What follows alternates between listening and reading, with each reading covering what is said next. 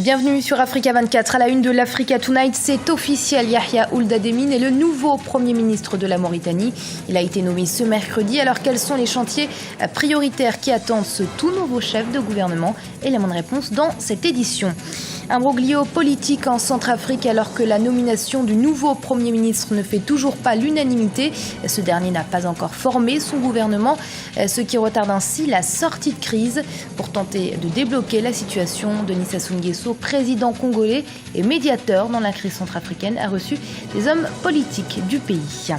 Et le président guinéen Alpha Condé en appelle à la diaspora, une diaspora nécessaire au développement économique du pays.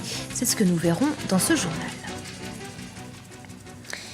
Yahya Ould Ademine, ancien ministre mauritanien de l'équipement et des transports, a été nommé ce 20 août Premier ministre, ingénieur en génie métallurgie de formation et ancien directeur notamment de la Société nationale industrielle et minière. Son profil de technocrate devrait lui permettre de mener à bien sa principale mission, à savoir conduire la politique du deuxième quinquennat du président Mohamed Ould Abdelaziz. Charles de Jouvenel. En Mauritanie, le poste de Premier ministre ne sera pas resté longtemps inoccupé. Quelques heures à peine après la démission de Moulay Ould Mohamed Lagdaf, le président de la République nouvellement réélu, Mohamed Ould Abdelaziz, a donc nommé Yahya Ould Ademine, ministre de l'équipement et des transports du gouvernement sortant. Ce dernier devra conduire la politique souhaitée par le président de la République. Une politique qui devrait s'axer autour notamment du renouvellement du personnel politique, mais pas seulement. La formation des jeunes, la lutte contre le chômage et le renforcement des droits des femmes font également partie des priorités du nouveau Premier ministre. La nomination de Yahya Ould Ademine comme nouveau Premier ministre mauritanien aura sans doute beaucoup de signification puisque le programme annoncé par le président de la République nouvellement réélu pour son nouveau quinquennat est assez important puisqu'il y a des défis considérables, notamment sur la jeunesse et la femme. Le président de la République, Mohamed Abdelaziz, a placé son nouveau mandat sous donc le signe de la lutte en faveur donc du renouvellement de la classe politique, économique et notamment en faveur des jeunes. Donc ce sera sans doute parmi les défis importants que le nouveau Premier ministre Yahya Ould Ademine devra donc relever. Le nouveau Premier ministre devra donc conduire le deuxième temps de la politique du président Mohamed Ould Abdelaziz. Un deuxième temps consacré au redressement économique. En effet, après avoir, lors de son premier mandat, rétabli la situation sécuritaire en Mauritanie, maintenant est venu le temps d'assurer sa pérennité. Et là, Yahya Ould Ademine prend le relais pour encore une fois de nouveaux défis importants, notamment, je le disais tout à l'heure, la situation économique mauritanienne est plus globalement positive, les indicateurs sont plutôt bons, il reste à mettre en œuvre donc des éléments importants. Le premier mandat de Mohamed Abdelaziz était donc sous le signe de la lutte pour la sécurisation du pays. On oublie que c'était un pays qui venait d'une situation sécuritaire assez lointaine et assez difficile. Et là, le nouveau mandat se mettra donc sous les grandes réalisations qui vont sans doute devoir être mises en œuvre par le nouveau Premier ministre Yahya Ould Ademine. Mohamed Ould Abdelaziz a été réélu en juin 2014 avec près de 82% des voix lors d'un scrutin boycotté par une partie de l'opposition. Une opposition que le nouveau gouvernement mauritanien veut convaincre pour construire ensemble la Mauritanie. La situation politique en Centrafrique reste tendue. La nomination du nouveau Premier ministre et le retard dans la formation de son gouvernement ont crispé davantage les relations de la classe politique. Une impasse qui fragilise la difficile transition amorcée dans le pays. Ce mardi, le président congolais Denis Sassou Nguesso, médiateur dans la crise centrafricaine, a reçu une délégation d'hommes politiques centrafricains pour tenter de dégager une solution durable. Un sujet d'Aminata Diak. La République centrafricaine est dans une impasse politique. Le pays est toujours sans gouvernement, plus d'une semaine après la nomination du nouveau Premier ministre Mahamat Kamoun. Un blocage imputé à la présidente de la transition, Catherine Samba Panza, qui n'aurait pas consulté les différentes parties avant de nommer le chef du gouvernement. Mais pour certains spécialistes, les causes sont plus profondes. Je vois au moins trois causes à la situation de blocage en Centrafrique aujourd'hui. La première, c'est le bras de fer qu'a engagé la présidente de la République, Madame Samba Panza, avec la communauté internationale. Il s'est avéré que ce n'était pas seulement la communauté internationale qui était en ligne de mire, mais aussi des acteurs centrafricains. La deuxième raison, à mon avis, c'est aussi la conférence de Brazzaville qui a débouché sur un accord dont les parties essentielles n'ont pas été rendues publiques, puisque la partie dont nous parlons n'était pas dans l'accord écrit qui a été signé par les différentes parties à Brazzaville. Et la troisième, me semble-t-il, j'ai l'impression que la classe politique centrafricaine a perdu l'idée même et l'esprit même de la responsabilité politique. et attend tout de l'extérieur. Pour tenter de débloquer la situation, une délégation de 7 personnes s'est rendue ce lundi à Brazzaville, la capitale congolaise, pour rencontrer le président Denis Sassou Nguesso, médiateur dans la crise centrafricaine. Une réunion dont les conclusions ne sont pas encore communiquées. Personne ne peut aujourd'hui dire sur quel résultat va déboucher cette réunion de Brazzaville.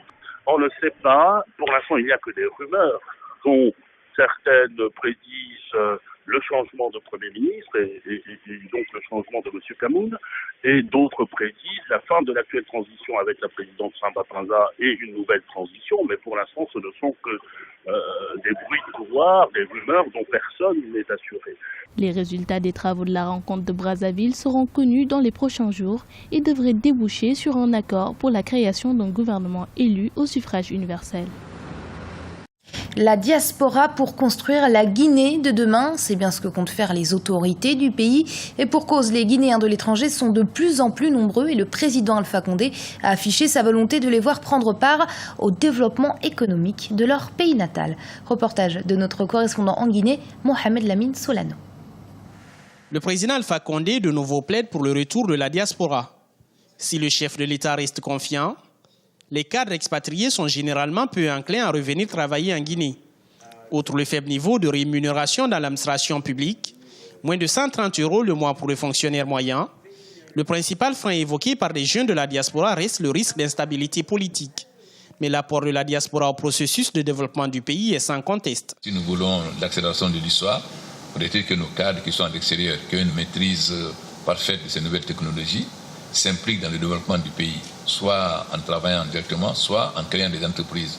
On a créé un fonds d'appui au projet des Guinéens de l'étranger pour permettre à tous les Guinéens vivant ailleurs qui ont des projets en Guinée ici, voir comment les aider. S'il est vrai que la trop grande disparité entre les modes de fonctionnement au travail et autres lourdeurs administratives bloque dans leur élan une frange des ressortissants guinéens à l'étranger, certains arrivent pourtant à sauter le pas et évalue l'apport des cadres de la diaspora au développement du pays. Que l'assistance technique que les États paient à certaines sociétés qui sont internationales ou bien dont le siège est implanté à l'extérieur, pour les États, a un coût énorme. Mais dans le cadre des politiques visant à intégrer donc, la diaspora, on peut demander à ce que les assistants techniques donc, venant de ces sociétés puissent être, pour la plupart d'entre eux, des personnes originaires du pays.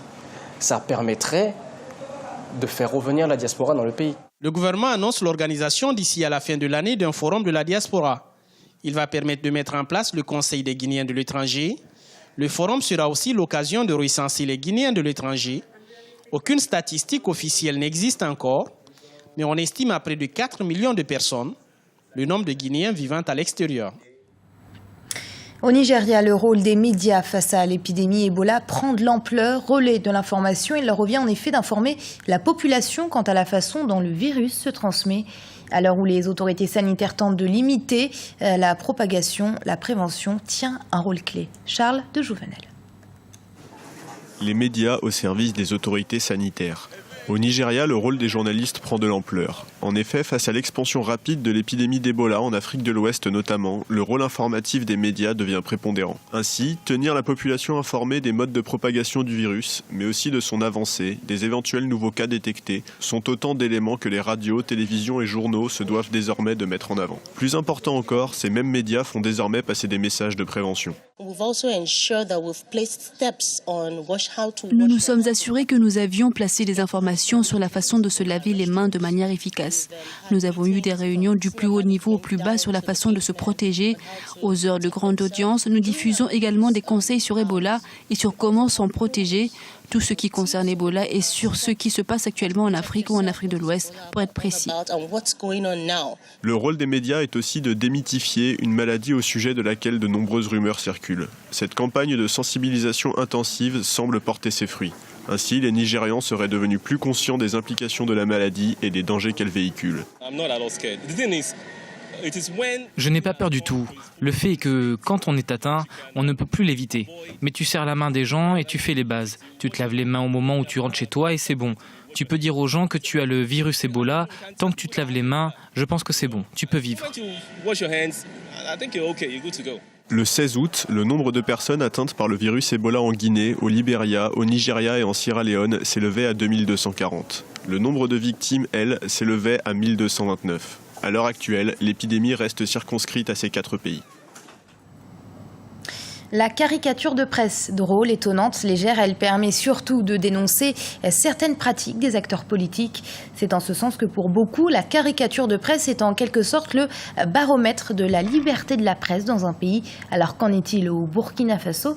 Élément de réponse avec ce reportage de la rédaction. Un engouement réel autour de la caricature de presse au Burkina Faso. Peindre l'actualité brûlante avec un humour, présenter une situation qui va à l'encontre de la manière de penser habituelle ou encore chercher à faire réagir en heurtant la raison ou la logique. Voici entre autres le rôle des caricaturistes de presse.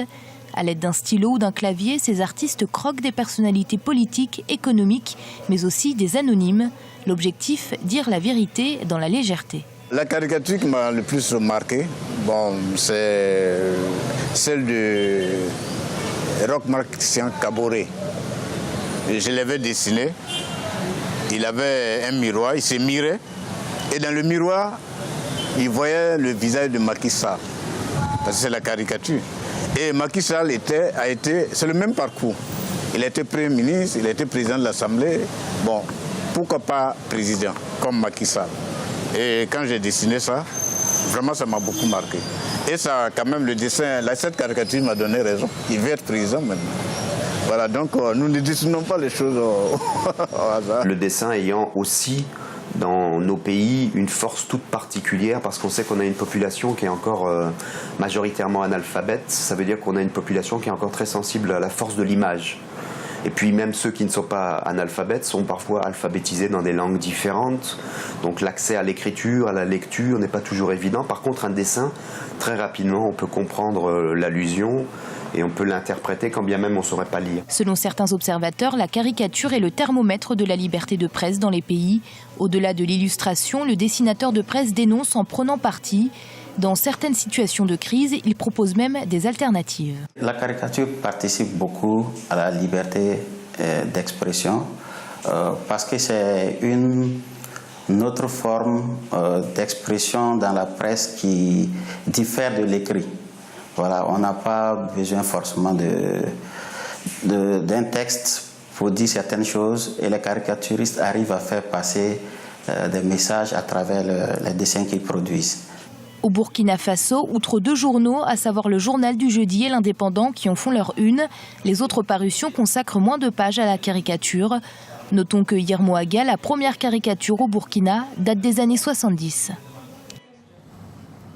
Et c'est la fin de ce journal. Merci de l'avoir suivi. Restez sur Africa 24. L'info continue.